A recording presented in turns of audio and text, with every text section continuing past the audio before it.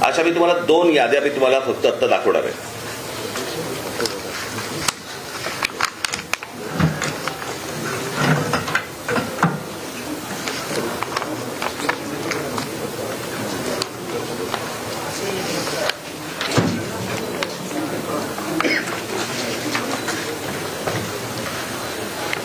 निवडणूक 2024च्या निवडणुका ज्या वेळेला झाल्या त्यावेळेला ज्या निवडणुकांची जी मतदारांची यादी होती ती मी यादीचा काही एक छोटासा तपशील मी फक्त आपल्यासमोर मी वाचून दाखवणार आहे. याच्याबद्दल तुम्हाला साधारणपणे मला असं वाटतं पत्रकार बोलले नाहीत मध्ये तर बरं होईल. आपण कॅमेरामन जरा शांत राहिलं तर बरं होईल, कारण आपलं कॅमेऱ्यातनं सगळं टिकतंय, परत आपण पण बोलताय. 2024च्या अगोदरची जी यादी आहे त्याच्यामध्ये फक्त मी काही नावं आपल्याला फक्त आपल्यासमोर मी वाचून दाखवतो, म्हणजे साधारणपणे यादीमध्ये काय प्रकारचा घोळ आहे हा आपल्याला आणि महाराष्ट्राला लक्षात येईल. मतदारसंघ 160 कांदिवली पूर्व, नाव धनश्री कदम, वडिलांचे नाव दीपक कदम, वय वर्ष 23. आता वडिलांचे डिटेल्स. नाव दीपक रघुनाथ कदम, वडिलांचे नाव रघुनाथ कदम, वय 117. मतदारसंघ 161 चारकोप, नाव नंदिनी महेंद्र चव्हाण, वडिलांचे नाव महेंद्र चव्हाण, वय वर्ष 124, वय 124. आता वडिलांचे डिटेल्स. नाव महेंद्र कुमार श्रीनाथ चव्हाण, वडिलांचे नाव श्रीनाथ चव्हाण, वय 43. कोणी कोणाला काढले तेच कळत नाही.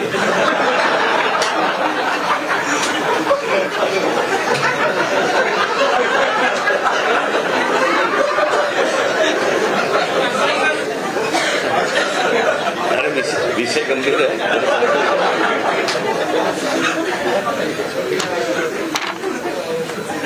ह्या 2024च्या निवडणुकीच्या अगोदरचा घोळ. 2024 नंतर त्यांनी त्यांच्या वेबसाईटवरती यादी जाहीर केली ज्याच्यामध्ये फक्त नावं आहेत, फोटो नाही, पत्ता नाही, काही नाही. आणि मग काल आम्ही ज्यावेळेला केंद्रीय निवडणूक आयोगाशी बोलत होतो त्यावेळेला त्यांनी सांगितलं की नाही हे राज्य निवडणूक आयोगाकडे येतं. आता राज्य निवडणूक आयोगाकडे आम्ही भेटल्यानंतर राज्य निवडणूक आयोग म्हणते हे केंद्रीय निवडणूक आयोगाकडे येतं. दोघेही प्रतिनिधी हे केंद्रीय निवडणूक आयोगाचेच प्रतिनिधी आहेत. आणि म्हणजे महाराष्ट्रातल्या राजकीय पक्षांना या संपूर्ण मतदार याद्या न दाखवण्याचं याच्यातनं काय मिळणार तुम्हाला? यातनं फक्त घोळ होणार आहेत. आणि आता आम्ही फक्त त्यांच्यासमोर एवढंच सांगितलं की या मतदार याद्या जोपर्यंत सुधारणा होत नाही, तुमची सुधारणा होत नाही, तोपर्यंत निवडणुका तुम्ही घेऊ नका.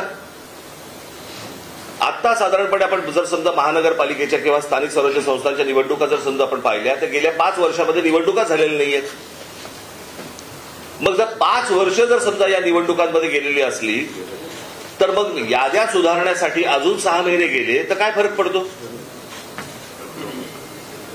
आणि मला असं वाटतं की या याद्या सुधारल्याशिवाय त्यांनी निवडणुका घेऊ नये हेच आज आम्ही त्यांना सर्वांनी सांगितलेलं आहे. म्हणजे त्यांनी आता काहीतरी काल एक आमची भेट झाल्यानंतर त्यांनी एक नोटिफिकेशन काढलं आणि त्याच्यामध्ये आम्हाला राजकीय पक्षांना 8 दिवस दिले. म्हणजे हे 6-6, 8-8 महिने काम करणार आणि राजकीय पक्षांनी 8 दिवसामध्ये ह्यांना सगळ्या छाननी करून द्यायची, कसं शक्य आहे? आणि म्हणून तो काल जो त्यांनी काय नोटिफिकेशन काढले ते एक तर रद्द करायला आम्ही त्यांना सांगितलेलं आहे. आणि आज आम्ही त्यांना सांगितलं की या निवडणुका तुम्ही घेऊ नका. उद्या ते काय याच्यावरती निर्णय करतायत हे आम्ही 1-2 दिवसात पाहू आणि त्याच्यानंतर मला असं वाटतं सर्व राजकीय पक्ष मिळून आम्ही एका निर्णयापर्यंत येऊ. तो निर्णय तुम्हाला अजून 2-3 दिवसांनी सांगू.